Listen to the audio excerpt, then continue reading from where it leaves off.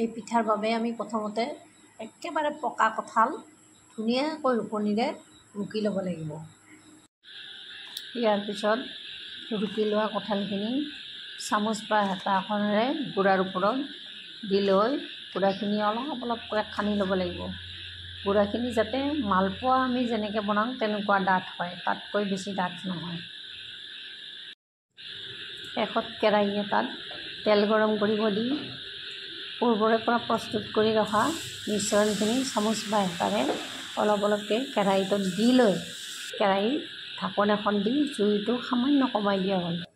পিঠাকেইটা ৰঙা ৰঙা পৰিছে এটা চাইড আৰু ফুলি ফুলি উঠিছে।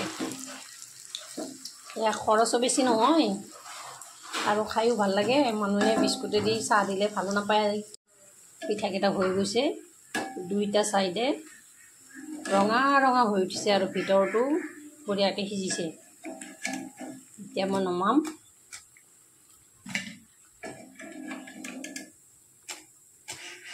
আপোনালোকে পিঠা খাই ভাল পায়নে? কমেণ্ট বক্সত জনাবচোন কোনে কোনে পিঠা খাই ভাল পায়। আৰু ভিডিঅ'টো যদি চাই ভাল পায় লাইক কমেণ্ট নিশ্চয় কৰিব।